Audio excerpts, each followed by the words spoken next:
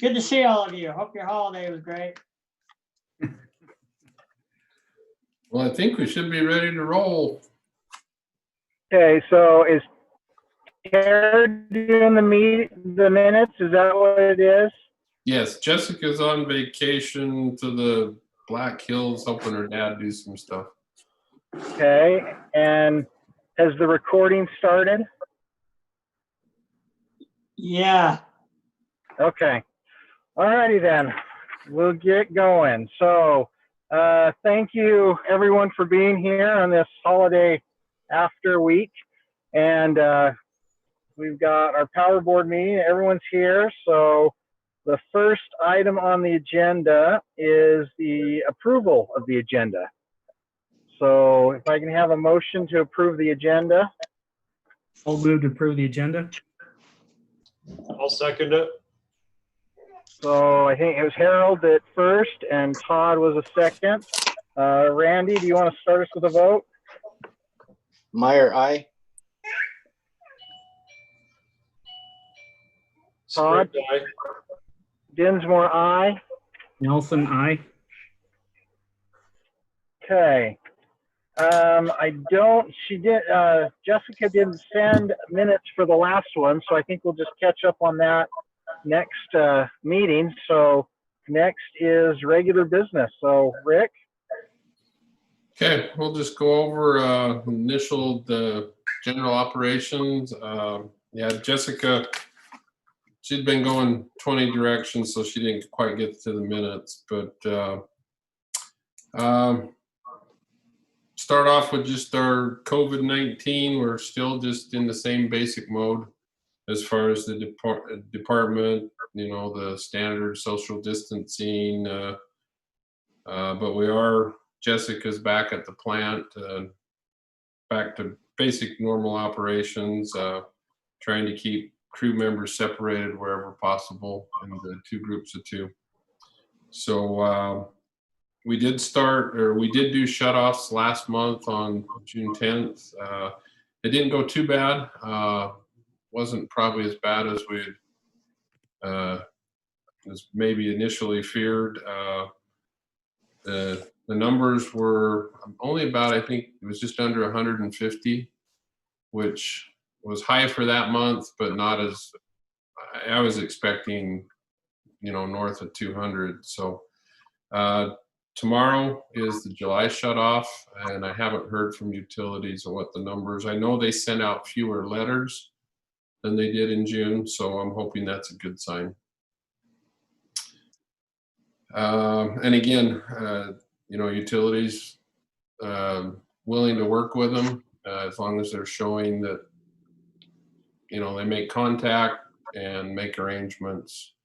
I think we can be pretty flexible on that. So any questions on shutoffs? If any of those who actually had their power shut off, was a fee assessed to turn it back on, or? To be honest, I don't remember if they assessed that or not. Again, that was kind of a call of Carrie and utilities, so I'm not 100% sure on that one. So the only ones that are being shut off are ones that have not reached out and to try and work with the city. Is that right? Yeah, if they've made arrangements for a payment plan, I know Carrie had reported at our staff meeting that some of them have already fallen behind on their payment plan. So I think it'll be a little bit of an ongoing struggle for a little while. But again, the numbers weren't quite as bad as I had originally thought they may be. So I took that as a good sign. We have a new part-time. Hey, Rick. Go ahead. Rick, do you know, when they've got a balance, do they charge interest on that? I believe there's some sort of late fee, and normally they have to catch up. I don't know exactly what he's been doing for a payment plan. I think they set it up to 6 months, if I remember correctly. Would it hurt us if we waive that, or waive the reconnect fee, or is that something, or is that covering some costs or anything? Well, it does cover some costs because we have to send somebody out, and that's what that, they have to make 2 trips in order to get them back on. So I can discuss it more with Kerry and find out what he's been doing. I'm just wondering if that's something we can do to help out during this time, if it would make a difference, or if it's something that we're already at a minimal covering cost fee anyways. Yeah, you don't remember, Mayor, by offhand what he's been doing, do you? I thought we were going, I'll check, but it was my understanding we were gonna waive any interest fees. We just want to get them back up and running and on board and not impose much so that they can. So I can check with Kerry what they've been doing and send you an email if that works. Can't imagine that it's talking anyways, but What was that? You just broke up a little bit. I just can't imagine it's too much in interest that it would cost us too much, or things we'd have to worry about. Probably not. And again, I'll find out and communicate that to you. Okay, thank you. I'm kind of new to all this, but is there a way to have the staff determine, like, if people are being cooperative and trying to do their best to communicate, to waive fees for those and those that are belligerent and just not being responsible, that they get charged the fees, or is that not something I that can be think you done probably have to do it one way or the other, to be fair. across the board?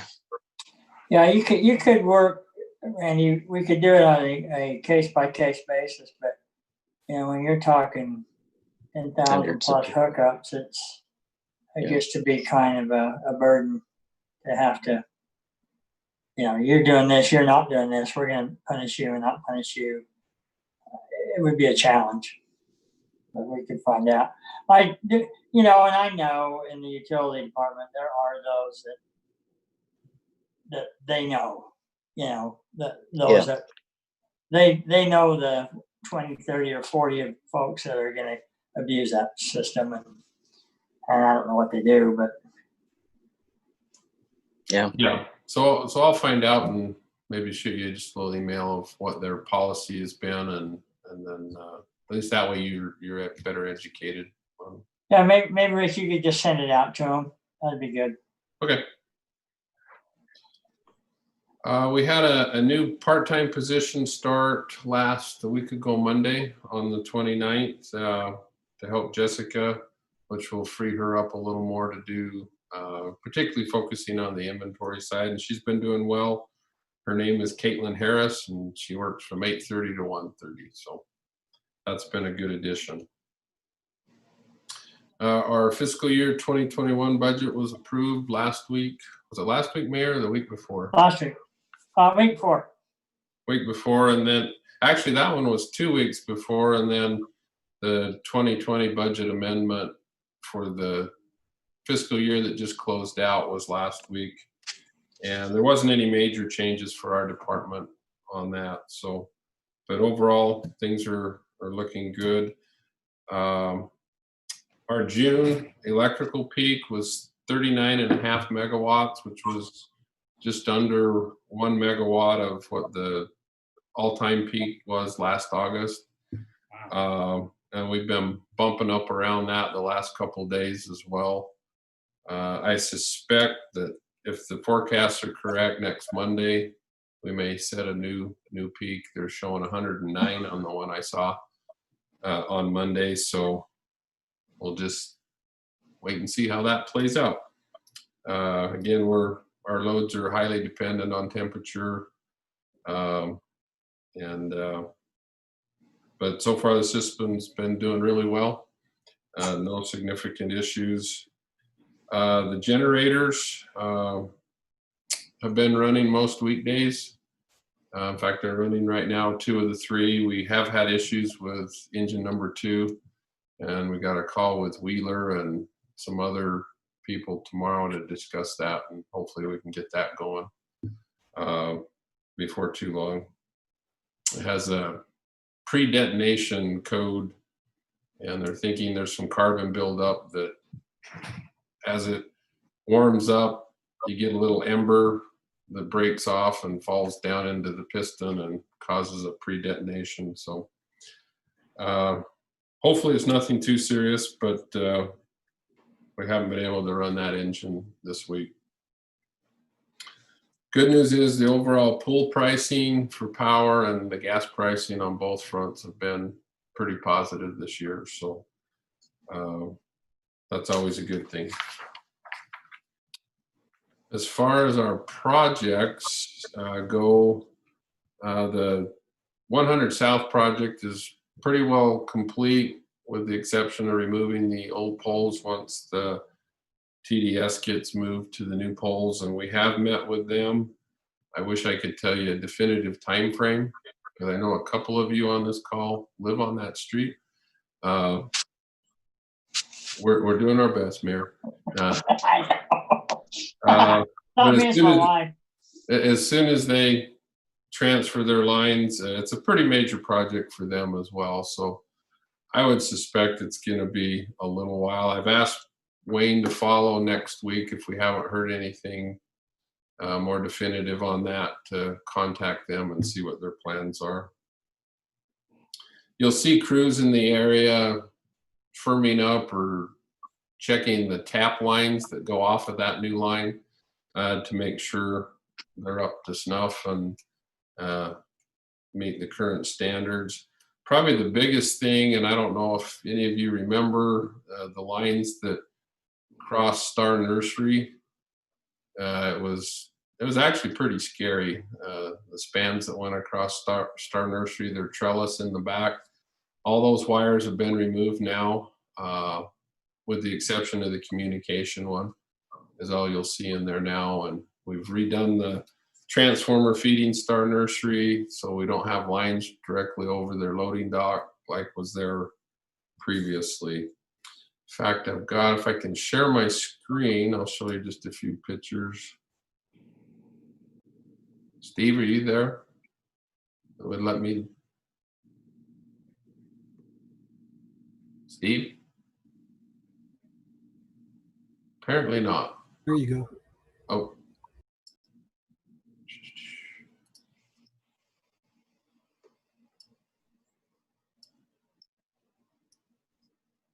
Okay, that's the, and I really wish I had pictures before. I got a lot of pictures after, but there used to be 7 more wires that crossed over that. This remaining wire you see there is the TDS communication line. And it's only maybe a foot or 2 above this trellis, and ours were a whole lot higher. So it was a really good day to see those gone. This is a pole where, this is where just west of Star Nursery, that's the old pole. They've put in a new one and dead-ended the conductors to go over towards Walmart. And then this is, I can't remember the people's name that is back behind the car wash, but we are reworking that line and raising that through there as well. And this is in front of or near Todd's house. And again, the old pole here will eventually come out, and the pole on his yard will come out, as well as this next one.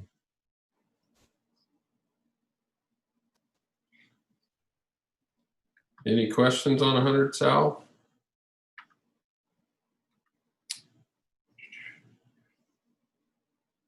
Okay, the other couple of the other projects that we've got going on, I'll stop the share for just a second, is the new Sienna Hills feeder in the Levita area. unfortunately for you guys, it's an underground project, so you don't really see much that's going on there. But it'll split up some loads on that. The conduit was installed by Tri-State last month, and then we're working on ordering the cable and switchgear and other materials to complete that project. One of the other projects we have in this new fiscal year is we're starting the rebuild of the Kings Row park in there. We've met with the HOA and working out a strategy to minimize disruption to that park. And that'll be, there's Kings Row, Cherokee Springs, and Winter Haven. Over the next several years, we'll gradually be replacing those systems. They're old. They were there before the city bought the system, and we have a lot of wire failures and other failures in those areas. So that's why we're doing that. I'd hope to have something more definitive to present to you on the rate and impact fee studies. We did have a conference call with UFS on the rates. They don't see a significant need for any, or they don't see a need for any significant changes at this point in time, which was really good news. The only thing they noted was they call it a cost of service by rate class. They may recommend some minor adjustments in the near future between rate classes to better balance what the cost it is to serve those customers. I did get the preliminary paid any real changes in the immediate future for us, which is, again, really good news. On the impact fee side, most likely they'll be recommending an increase, probably in the 10 to 15% range for most impact fees. Keep in mind the last adjustment to those impact fees was done in 2013, so 7 to 8 years. That's, I think, very well in line with what inflation's been in that period of time. So, Rick, what would that amount kind of be if that's going to be? On a 200 amp service, it was on the order of a couple $100. It goes from like 24 to 2,500 to about 27 on a typical average single family home. Mayor, obviously the people that are going to really fight us on that's going to be Suba. Is there anything we can do if we're going to try to appease them, or? Yeah, we can get with them and talk to them about it. And we do plan on giving them, we'll have a discussion with them prior to when we formally present it. I just wanted to give you guys a kind of a heads up. And again, I don't think it's a huge increase, keeping in mind it's been 7 years since they've been changed. I'm fairly confident that their home prices have went up in that 7-year period. So, and again, it's just to keep us in line with what our costs are. So, while I'm sure we'll get some pushback, I think it's pretty easy to justify, and again, it'll be up to the council to make that final decision. Right. And once we get the study and prepare, we'll present it to the council or the power board, and maybe even possibly do a combined session with both the power board and council.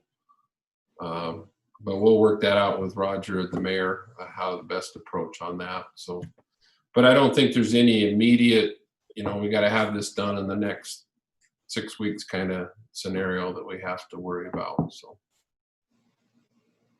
I just wanted to give you a heads up on that. And hopefully if I want to get the studies, have myself and Roger go through it before we start presenting it to anyone formally. Any questions? On those two items, actually, I was pleasantly surprised that wouldn't have higher increases than what I'd originally anticipated maybe going into it. So other things we've completed this month, we did a complete physical count of our inventory, which is kind of an annual process. And then as part of the fiscal year closeout, the auditors send in people and they spot check and say, show me, this says you've got 6 transformers of this size, show me where they're at.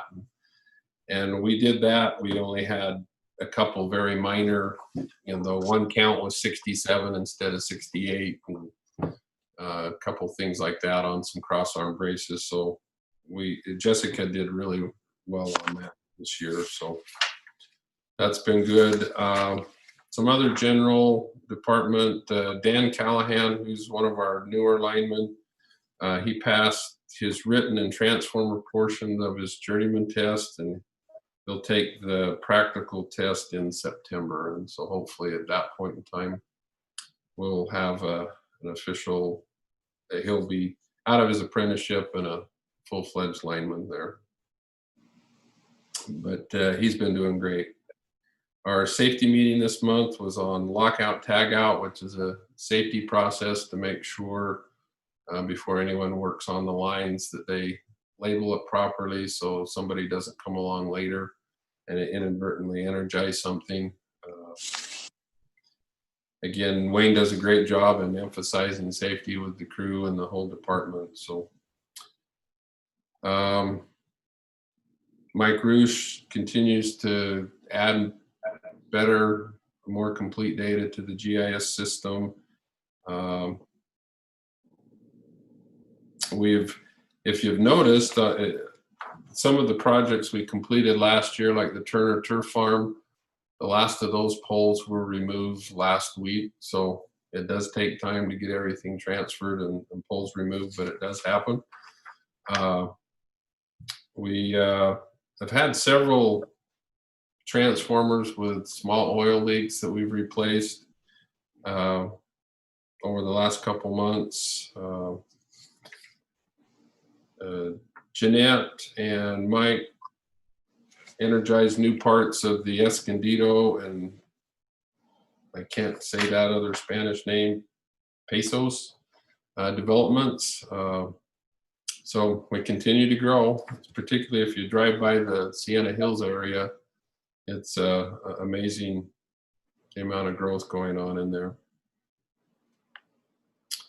We worked with the Public Works Department and a contractor to get the fiber extended into the water treatment plant. As I mentioned previously, Jake's done the maintenance on the coolers and other things for the generators and has been running those and has completed the sub checks with no significant problems found. So that's the main summary of the kind of local non-UAMP side of things. Any questions? Are we doing okay for load with this new construction coming in? It looks like a whole new city on Washington Parkway. Yeah, and that's part of the reason for that 601 circuit that I talked about previously, that the conduit's been installed so we can break up the loads into smaller pieces. But yes, I mean, I don't anticipate needing like an additional substation for probably 4 to 5 years. We'll be fine. We just have to manage and do different circuit connections to where we can move load around a little easier than we can do right now. And there's a couple other smaller projects that we'll do probably around the first of the year to get ready for next summer. And that's just shifting load from a substation that may have more load on it to one that doesn't have as much. And so we create ties to move that around a little bit. Rick, I was just curious, why did you go underground on that project? Did the terrain necessitate that or something else? Pretty much all the new, by ordinance, all the new subdivisions have to be underground. And that matches that development through there. Staley Hill's about 50 years too late, I guess. Yeah, you got a mixed bag up there. Mixed bag on all. And we've actually had discussions on that of what we can do to improve the reliability up there as well. So, Good deal. 100 South, about 50 years too late as well. Yeah. yep. And unfortunately, the cost to convert overhead to underground is just astronomical I because get it. all the meter services are set up for overhead, and you have to change clear up into the house. So that's just kind of where we're at. Harold, what part of the mixed nuts or mixed bag are you? Are you the nuts or the prunes? We'll discuss after this meeting. I think you guys know already.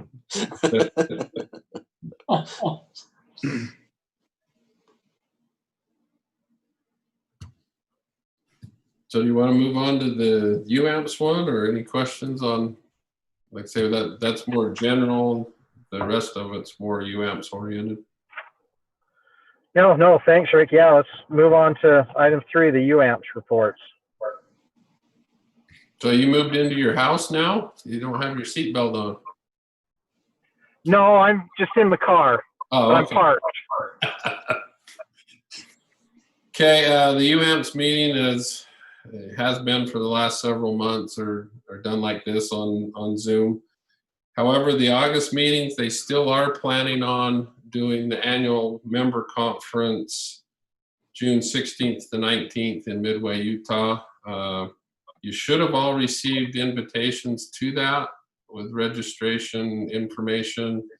I know Randy's registered, correct? And so as far as registering for the conference, you'd need to do that individually. We can help you out with making reservations for the motel if you would like us to. Or you can do those on your own there at the Zermatt, and we'll reimburse you. The one good thing this year, it's available both in person and virtual. So if you're not able to make that type of, it's a 3-day time commitment. If you're unable to do that, you can still go on and register and participate virtually.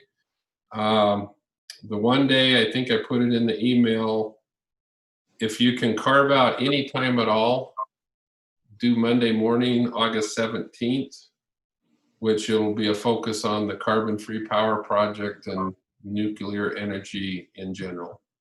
And so I think me looking at the agenda, the one area that would probably be most beneficial for you and even the council, if they aren't able to attend for the whole session, would be that Monday morning. So if you got any questions on that or have a hard time, problems registering, let me know and we'll get it figured out. And there's always the chance, depending on what happens with the whole COVID thing, that could move to all virtual. But right now they're planning on having it in person. They'll do the social distancing. They'll have UAMPS masks for you, which will be something to look forward to. And like lunches and snacks, they're going to be prepackaged. So there isn't a buffet kind of style. So they're working with the resort there to, comply with all the COVID side of things. So there's both ways you can participate. So that's actually, I think, a really good thing. And they did the APPA National Conference virtually last month. It was not quite maybe as good as in person, but it was definitely better than not having it at all. There were some good things that came out of that. So any questions on that conference? Did everybody get the invite? I did, and we're planning on going. Who else is going? Just out of curiosity. Rick, would you resend that? I don't know if I got it or not. Just send it to me. Sure. We'd probably Roger was go. supposed to Where's take it at care of- again? August 16th to 19th. The only thing Where on the 16th is at the Zermatt Resort in Midway. And they don't have any kids activities this year. There are some limited activities on Monday afternoon. Golf is one of them. Yay. Maybe Oh, that'll- I'm in. I'm in. You're all in. All I right, guess you're you- all in. I guess you can't do golf virtually, so you'd have to go. So That's right. You're all in. 1, So 2, you- 3, 4, 5. We'll do a 5. Rick, you golf? no, I've been twice in my life, and that's about too many times. I think Um, my wife and I were actually planning on going to that, Rick. I think Okay. I remember that date. So Okay, I'll get us registered. I will send that, and I know Roger was gonna take care of sending the invite out to the council as well. I'll be a lone wolf on this trip again. So Okay. Woo! Oh! oh, Sorry. Yeah, Rick, again, I apologize. I'd love to go to these things, but that is Harold, our first take week that back to time school. off. I would, but it's our first week back to school. And Oh, that's right. Oh, yeah. that first And I'll week have to is crucial. And I'll have to find out. They very well may record the sessions, and if that's the case, they may be able to make those available. That would be good. In fact, I was going to ask you not to leave that topic, but this webinar that I missed, the first one, I just realized I didn't catch any of those. It was that recorded as well? For the strategic plan, Yes. I don't know that it was recorded. I don't know that it was recorded, but the slide deck will be available. Could somebody send that to me, please? Yeah, I appreciate that. and that leads into really the next topic.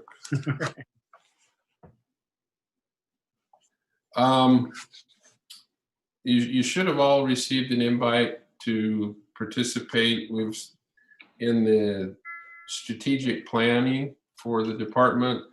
Through UAMPS, they arranged, and there's 3 participants, ourselves, Mount Pleasant, and Brigham City, that were all on the call earlier today. And there's 6 2-hour webinars and they're going to try to do 1 a month.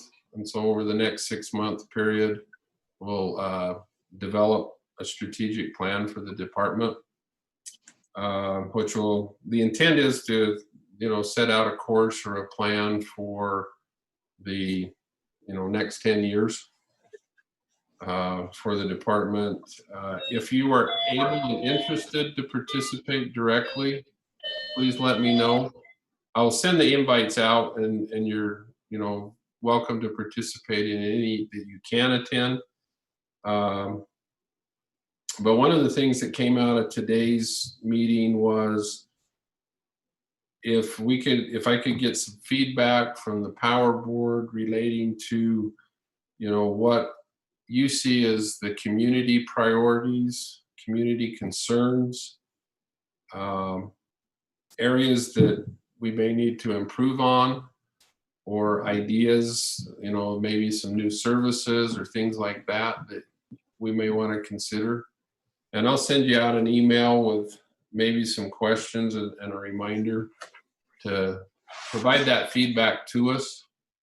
And then I think this will be a great opportunity for the Power Board to help, kind of set a course for the next several years for the department. have we heard any more on the G5 internet? I have not. 5G? We haven't received any requests at this point, so it's been quiet on that front.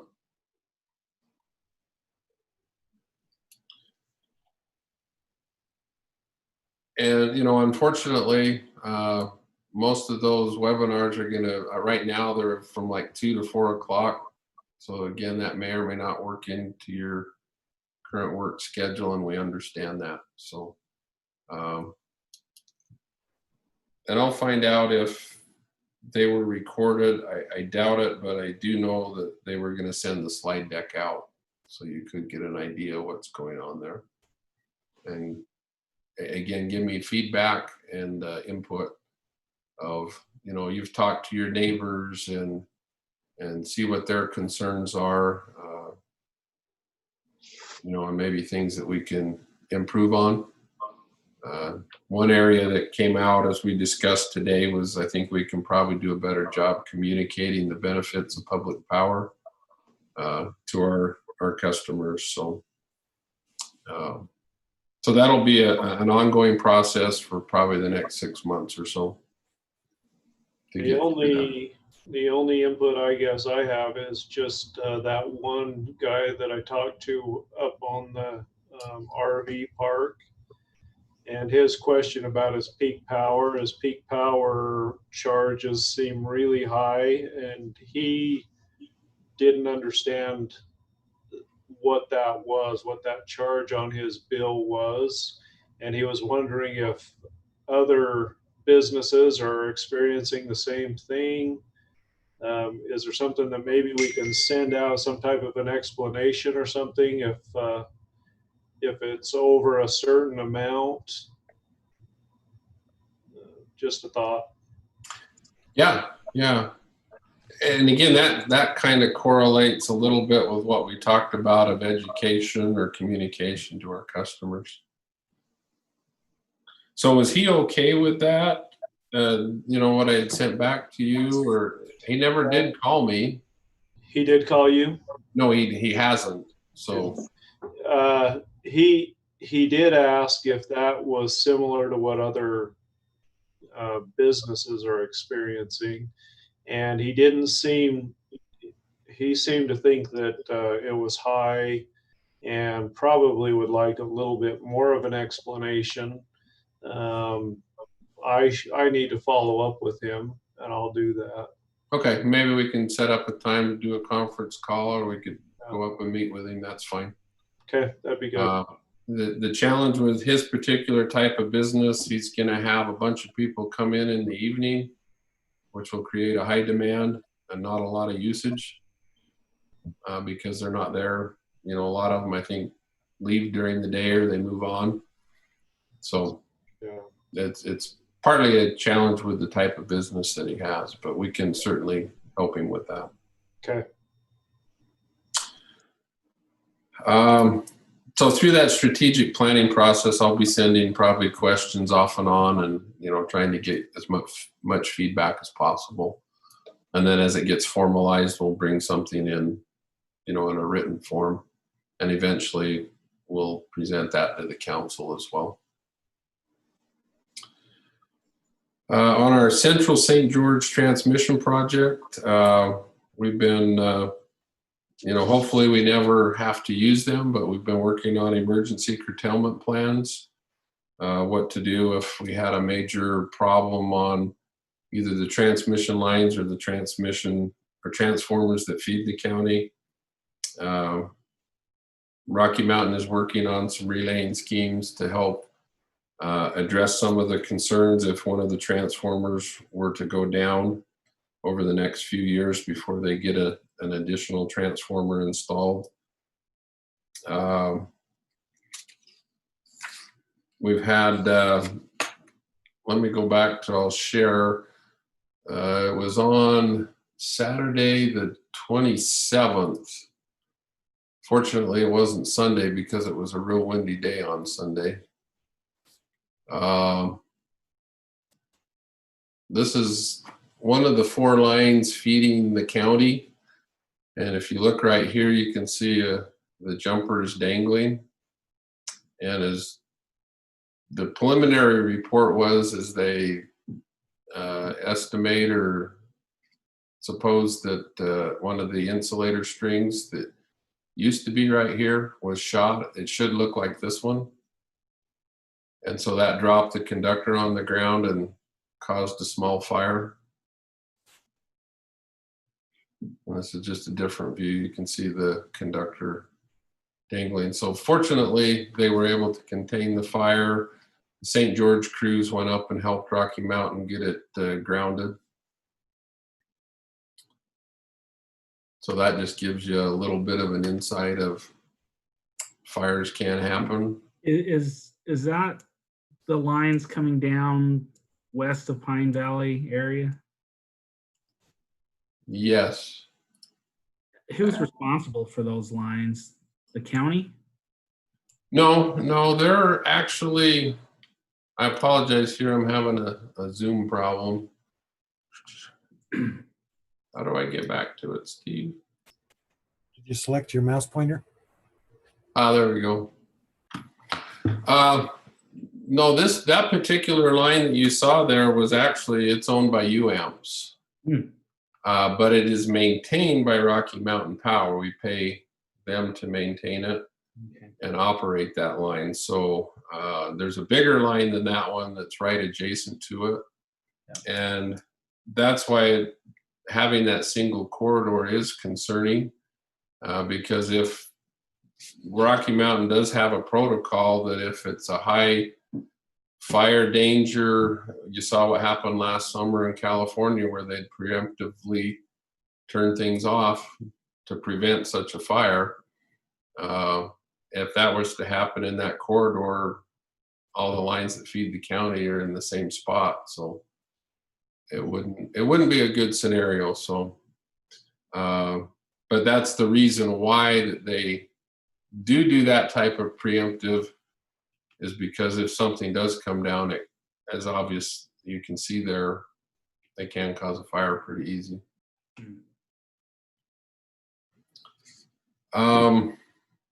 We're also working on the line that goes from the Mill Creek over by the St. George generation facilities out to the new Purgatory. There's several right-of-way issues that UAMPS is working on. A couple of them in Washington. One of them is the new Countryway development.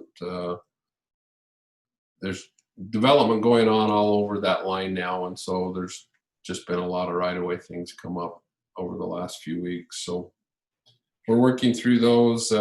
We did approve Ash Creek Sewer District up closer to SR9, that they can put in a new sewer line adjacent and use the right-of-way. So with growth, things just seem to continue to happen. Another Payson or a UAMPS project is the Payson project. They did a major rebuild in April. The plant's been running well. They did have a oil leak on one of the step-up transformers. That was fixed last Wednesday. Good news is the gas pricing that fuels that plant has been good. So that translates to better power pricing. The Vail project, last month the capacity factor was 10% because of it's a waste heat recovery off of the compressors on the Kern River line. So if they aren't compressing gas, there's no heat there to recover. This last month, the capacity factor was up to 67%. So that was a good thing. And it's been running quite well the last few weeks. So the big item from UAMPS is the carbon-free power project. There's going to be a lot of activity on that in the next 60 to 75 days that we're going to need your input on. I think each of you, as part of the invite, should have received a executive summary on that project that UAMPS produced. Did you see that? There shouldn't have been an attachment with that. Does that ring a bell to anybody? Yes, I do remember seeing that. Okay, so take a look at that, and basically, I'm gonna just give you the 10,000 foot level of what's coming up, and then, in fact, I can share that document. Maybe.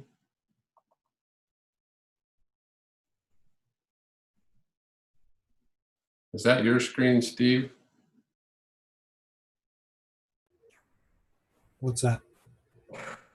I'm trying to share another screen, but I don't see, this doesn't look like my computer that popped up.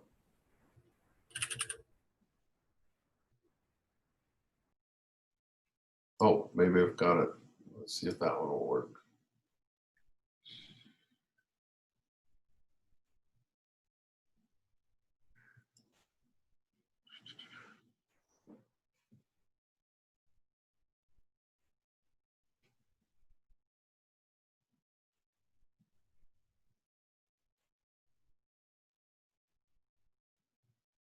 Because it's, Steve, it's this one that I'm trying to share.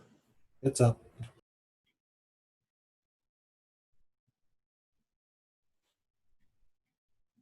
Okay. So this is the summary. It's not super long, but take a look at that. And the reason why they put this out is we're nearing the end of the current financing or budget that we have for the project. It'll run out probably the end of this month, early August. And the next step is going to be to move into filing with the NRC the application for the project. And there's been some other changes that have happened to the project.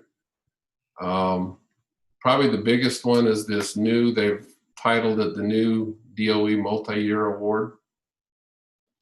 If you remember, it was probably last summer, we had the jump module where DOE was going to pay the cost of the first module and take output of that for research. They've since changed. DOE doesn't want to do that anymore. But what they want to do instead is this multi-year award to the tune of 1.4 billion, and that's a B, over a 9-year period. So it's actually a higher commitment than just the jump module would have been. The price target will still remain at the $55 a megawatt hour. And let me see, I'll go back to my other notes, which that 1.4 billion represents 20 to 25% of the capital costs for the project. And DOE would provide that basically at no cost or reimbursement required by UAMPS over the course of the project. So the one thing that does do is it gives UAMPS a little better flexibility in scheduling the capital outlay, that they can use the DOE money more heavily at the first, so that it reduces the exposure by UAMPS in those early years or the next 2 or 3 years.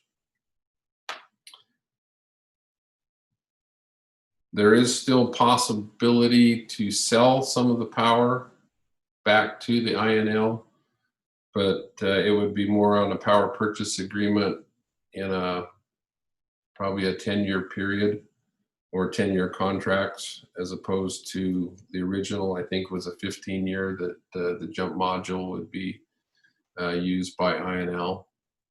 And so overall, I think it's actually a positive change to the project.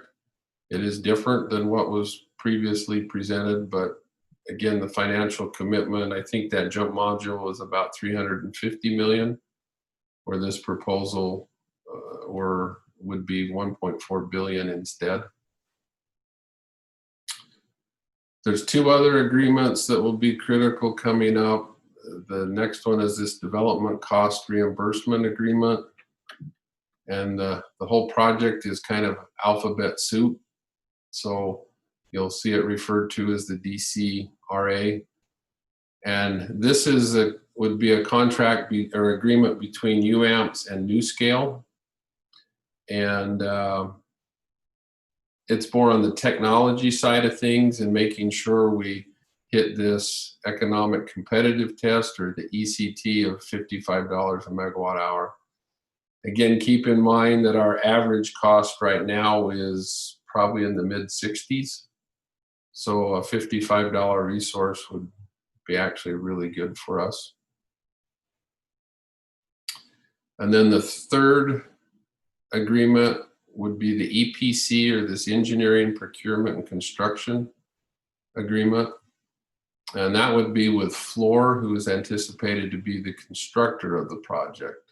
And they would be heavily involved in firming up estimates, and they're working on the term sheet for that contract. And so these three things, with the decision to move forward on the project, will be happening in the next 60 days. Well, next week, we anticipated the UAMPS meetings. They'll present the new budget and plan of finance for the project. And it will be conditioned on those three items: the DOE, the agreement with NuScale, and the agreement with Fluor. Being that approval will be contingent on those things happening as these are executed and approved. But what that does is, when we start that conditional approval of the new budget and plan of finance, it starts this 60-day window where, if we elected to, we could take that off ramp, if you will, is what the term they've used in the past.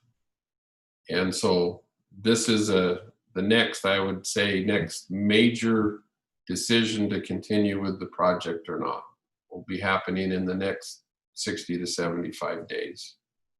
And in that 60-day period, we'll need to get with the power board as well as the city council to go through that approval process to get back to them by the September meetings.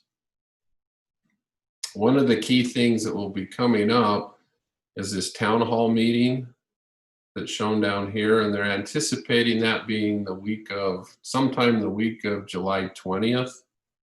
I don't have any details on that as far as timing. That'll be coming shortly. And they're going to have UAMPS representatives, Department of Energy representatives, NuScale, Fluor, kind of the entire project team available.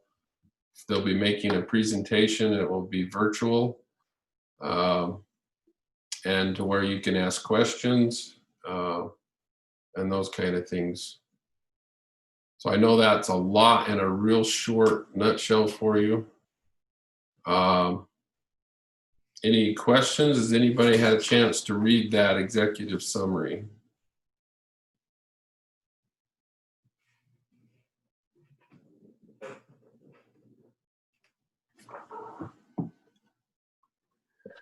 I have not.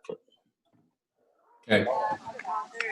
I read it and I thought it was really well written, and wondered if we needed to make sure we linked it so if anybody's got questions, they can look through it. Yeah, I think that will be able to make that available. A lot of what's been done so far has been executive session. So that's why we asked them to put that summary together, so we had a document that could be made public. So yes, that's considered a public document and available, that we could, if somebody had questions, we could provide that to them. But that's the main thing is, again, these decisions will be coming here pretty quick. And I know some of you have had various exposures to the project. You know, we've got 3 newer council that I think have different background with the project as well. So there's an education part that will happen for both the council and the power board as well. And that's why this town hall meeting, I think, is going to be critical to have everybody that can attend. I think it'll answer a lot of questions, and then UAMP staff is willing to, if we need to have them come down separate or schedule, again, I'm not still trying to get used to the virtual stuff. If we have to do a virtual meeting that's just for our city, we can make arrangements for that as well.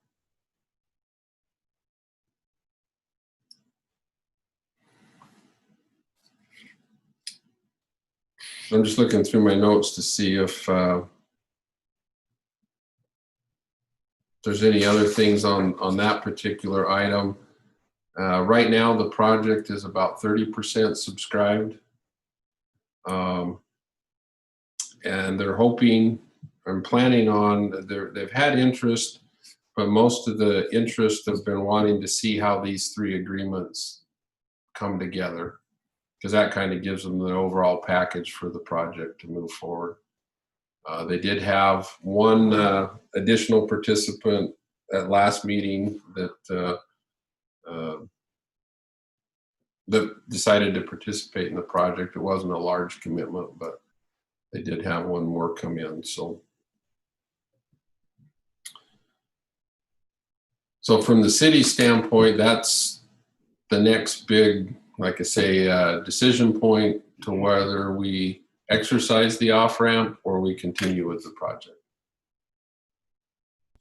Isn't it, wasn't the last decision we made kind of a almost a drop dead decision, to where if we didn't at that point, we would end up losing money or forfeiting money that we put into it? I can't recall exactly. No, you're exactly right, and that is true now. If Washington City says, okay, we want to get out, we would still be responsible for the costs incurred up to this phase. Okay. Does that make sense? But we would be responsible for the future costs if the project moves forward as the UAMPS group. Okay. Correct. And they're next week at the UAMPS meetings, they're supposed to provide the numbers that go along with this. That's why I don't have those to present to you tonight. But they'll be presenting the actual hard numbers. Okay, the commitment to Washington would be X and Hurricane would be Y, and those kind of things. So we'll have those numbers, and they're, again, it's a very big project, and they're not going to be real small numbers either for anybody. So any questions on that, or how those next few weeks are going to play out? And again, I would anticipate Roger and I have talked, I believe after that town hall meeting, we would have the opportunity to have a joint meeting with the Power Board and City Council. Thank you, Mayor. To discuss it in more detail.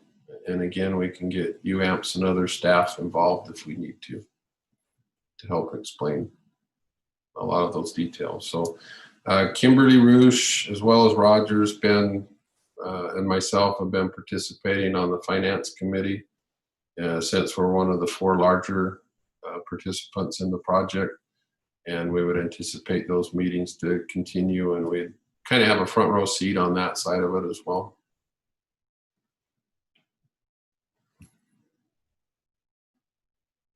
So if anybody didn't get that executive summary, let me know and I'll resend it to you. But it should have been with the invite that you got for this meeting. Anything else on the carbon-free project? And again, I think one thing to keep in mind on that is while the project is new, innovative, there's not a lot of other options out there for a similar type baseload resource that particularly is carbon-free. So, and depending on, which actually leads into one of the other projects is UAMPS is called Government and Public Affairs. One of the things they're doing is watching the upcoming election and what that potentially could do to the energy industry, depending on who wins, who loses. That could change some of the requirements coming up and how quickly decarbonization decarbonization happens. Could very well be dependent on, who wins that election. They have different views, and so they'll push different agendas, obviously, based on who wins. So the resource project, I think I mentioned last month, there's a new solar project that we have the opportunity to participate in. It'll be located up by Plymouth, Utah. If you know where the Nucor plant is, right there by the Utah-Idaho border. That's physically where it would be located. And they anticipate very similar terms as what the Navajo project is that will be coming on next year for us. So right now I told them that we'd be interested in at least 1 megawatt. We could go up from there if we wanted to. Again, that's a power purchase contract, which has some benefits that basically, all the maintenance and stuff, you don't have to worry about that. You just buy the power output from it. But it'd be very similar agreements. It's the same group developing it. So I would expect it to look very close to the NTUA project that we participated in last year. I think I previously mentioned that the pool and natural gas prices are not too bad right now. Today's one of the higher days, but it overall has been good pricing. So, and then on our wind projects, Horse Butte had a capacity factor of 36%, which basically means it was there just a little over a third of the time. And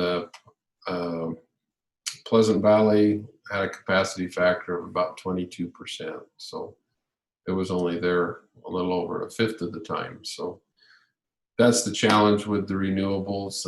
I think solar is actually a little easier to predict than wind is. So that's kind of my UAMPS report. If you've got more questions, like I said, there'll be lots of things coming your way shortly with the rate study, impact fee, the CFPP project. So there'll be lots of things coming in the near future to keep you plenty busy. Thanks for the education, Rick. You're amazing.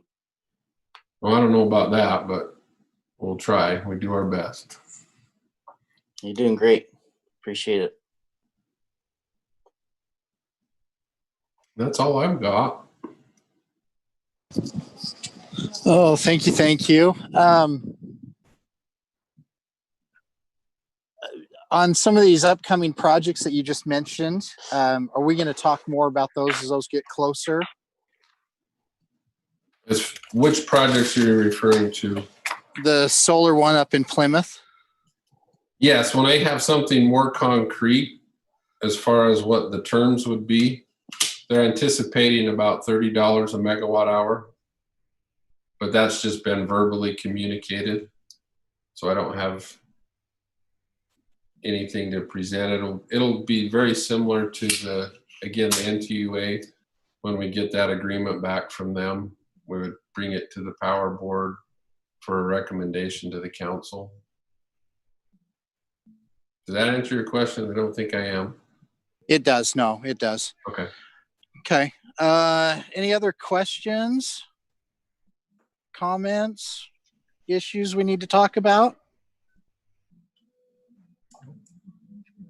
Anything we need to be aware of as a department?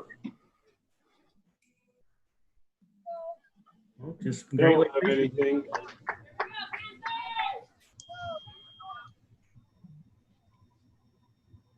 I can't think of anything. I pass along again to the crews.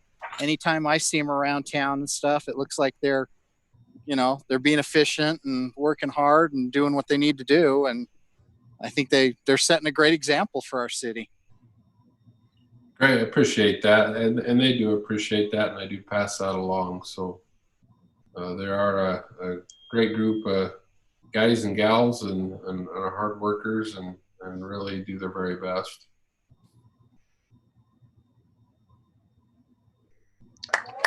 Okay, if there's not anything else, A motion to adjourn. I'll second that. So Randy first, Harold second. Todd, do you want to start us on the vote? Spriggs, aye. Randy, Meyer, aye. Harold, Nelson, I. and Dinsmore, aye. So thank you for everyone being here. And is our next meeting, what are we, August? Yeah, it would be August 4th, and we'll see how things go, if we stay in this format or if we move back to the council chamber. I know they have held some meetings in there, but it's limited seating, so I think this in a lot of ways is just as effective for what we're doing right now. Truly. I agree. True. All righty. Well, thank you, everybody, and we'll see you next month. Thanks all. Thanks, you guys. Bye-bye. Thanks, Tara and Steve.